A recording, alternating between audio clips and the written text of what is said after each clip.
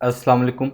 आज हम बात करेंगे कि फॉर्म से डाटा एक पेज से दूसरे पेज पे किस तरह से भेजा जा सकता है, जिसे हम फॉर्म हैंडलिंग भी कहते हैं।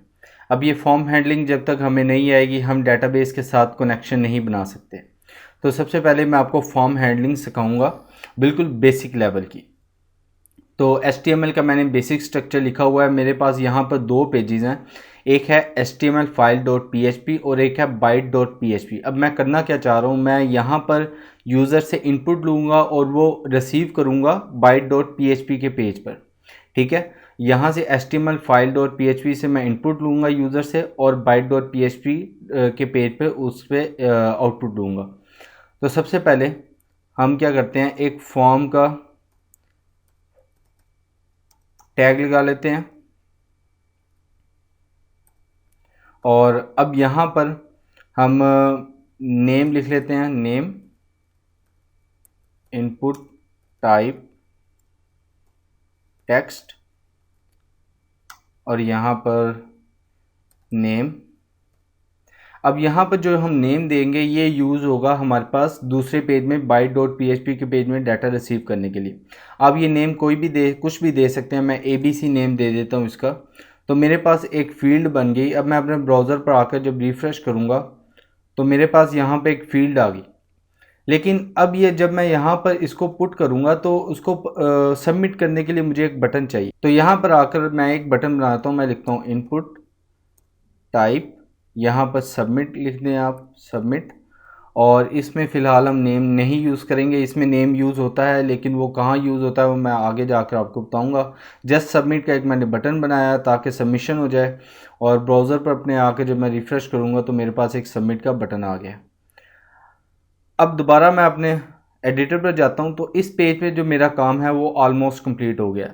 लेकिन यहाँ पर हमारे पास फॉर्म के ओपनिंग टैग के अंदर हम दो चीज़ें लिखते हैं। सबसे पहले एक्शन, और एक्शन के बाद यहाँ पर मैं लिखूँगा मेथड।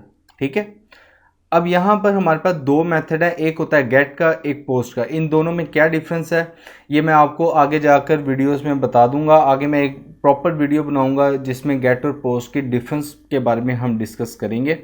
तो फिलहाल यहाँ पर हमारे पास दो मेथड हैं, या तो हम गेट लगा लें या हम पोस्ट लगा लें, आप कोई भी यूज़ कर सकते हैं। तो फिलहाल मैं पोस्ट का लगा रहा हूँ, मैं पोस्ट का जो मेथड है उसको यूज़ करता हूँ यहाँ पर। ठीक है, और एक्शन में आपने वो लिखना है जिस पेज पे आप डाटा भेजना चाह रहे हैं। मेरे पास पेज है बाइट PHP डॉट PHP का। मैं इसके ऊपर इस पेज का नाम बताऊंगा कि मैं किस पेज के ऊपर अपना डाटा भेजना चाह रहा हूँ। ठीक है, हमारा काम यहाँ तक कंप्लीट हो गया इस पेज का। अब इस पेज में हमने किया क्या, सबसे पहले ये समझ लें। मैंने एक इनपुट टाइप में नेम लिया है और उसको एक नेम दिया है, एक टेक्स्ट फील्ड में एक नेम दिया है। अब ये नेम मैं कुछ भी दे सकता हूँ, ABC, अली, या जो भी आप रखना चाहें। अब ये नेम कहाँ यूज़ होगा, ये नेम यूज़ होगा यहाँ पर हमारे पास डाटा गेट करने के लिए, हमारे पास दूसरे पेज में। उसके बाद मैंने एक सबमिट का बटन बनाया और ओपनिंग टैग में मैंने एक्शन लिखा। एक्शन में वो पेज लिखते हैं जिस पेज पे हमने डाटा भेजना होता है, और मेथड में हम बताते हैं कि हम मेथड कौन सा यूज़ करना चाह रहे हैं। यहाँ पर गेट और पोस्ट दो मेथड आते हैं। एक और मेथड है कि आप इसी पेज के ऊपर डाटा गेट कर सकते हैं, मतलब इस फॉर्म के बाहर निकल के या यहाँ HTML के टैग के बाहर निकल के मैं इसी पेज के ऊपर डाटा गेट कर सकता हूँ। ये भी मेरे पास एक ऑप्शन है, लेकिन मैं अभी डाटा भेज रहा हूँ बाइट PHP डॉट PHP के पेज में। तो इस PHP के पेज में आते हैं तो यहाँ पर डाटा रिसीव कैसे करना है। डाटा रिसीव करने के लिए आपको $_ पोस्ट। अब यहाँ पर देखिएगा मैंने यहाँ पर पोस्ट लिखा है तो यहाँ भी मैंने पोस्ट ही लिखना है। ठीक है, अगर यहाँ पर मैंने गेट लिखा होता तो यहाँ पर मैं गेट लिखता। इसमें आगे एरे जनरेट करवा कर भी मैं आपको दिखाऊंगा। उसके बाद यहाँ पर अब मैंने वो लिखना है कि मैं रिसीव क्या करना चाह रहा हूँ, पोस्ट के मेथड से ABC नेम की जो टेक्स्ट फील्ड है, यहाँ पे मैं लिखूँगा ABC। और अब इसको मैं एक वेरिएबल में रख लेता हूँ, या यहाँ भी आप इको कर सकते हैं, ये आपको प्रिंट करवा देगा, या फिर मैं यहाँ पर एक वेरिएबल ले लेता हूँ नेम के नाम से। ठीक है, और इस वेरिएबल को यहाँ पर मैं प्रिंट करवा लेता हूँ $नेम। अब होगा क्या उसको समझ लें।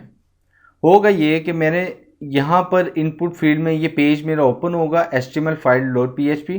ये वाला पेज मेरा ओपन है। यहाँ से मैं जो डाटा लिखकर सबमिट करूँगा वो डाटा कहाँ जाएगा, वो डाटा जाएगा मेरे दूसरे पेज में byte.php.php में, और वहाँ वो इको होगा। यहाँ मैं वो डाटा रिसीव कर रहा हूँ और यहाँ पर इसको मैं इको करवा रहा हूँ। ठीक है, अब मैं अपने HTML file.php के पेज पर आ गया हूँ।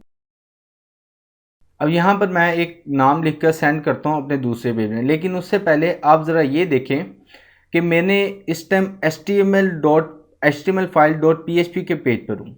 ये URL आप ज़रा देखिएगा, इस पेज पर हूँ। जैसे ही मैं यहाँ पर अगर फ़र्ज़ करके लिखता हूँ अली और मैं सबमिट करता हूँ, तो यहाँ पर आप URL में देखेंगे ये मेरे दूसरे पेज के ऊपर चला जाएगा। ये देखें यहाँ पर मुझे अली आ गया और यहाँ पर मुझे क्या नज़र आया, byte.php.php। तो इस तरह से आप डाटा एक पेज से दूसरे पेज में सेंड कर सकते हैं, यूज़र से भी ले सकते हैं या फिर आप डाटा खुद भी दे सकते हैं। उसके बाद मैं यहाँ पर आपको एक और चीज़ जो कि मैं आपको बता रहा था एरर जनरेट करके दिखाऊंगा। यहाँ पर अगर मैं गेट लिखता हूँ, ठीक है, गेट, अब जब मैं डाटा इसको सबमिट करूँगा तो क्योंकि यहाँ पर मैं उसको बता रहा हूँ कि मैं डाटा रिसीव कर रहा हूँ पोस्ट के मेथड से, तो ये मेरे एरर जनरेट करेगा। यहाँ पर आकर रिफ़्रेश करते हैं और यहाँ पर फिर मैं एक नाम लिख लेता हूँ। तो ये देखें वो मुझे बता रहा है byte.php लाइन नंबर 3 पे एरर है, क्योंकि मैंने पोस्ट यूज़ किया है, हालांकि डाटा मेरा गेट के ज़रिए आ रहा है। तो अगर आपने गेट के ज़रिए करना है तो आपने जस्ट सिंपल पोस्ट को रिमूव करके गेट लिखना है। अब इसको जो हम करेंगे तो एरर जनरेट नहीं होगा। इसको रीलोड कर लें और यहाँ पर अब सबमिट करें तो एरर जनरेट नहीं होगा।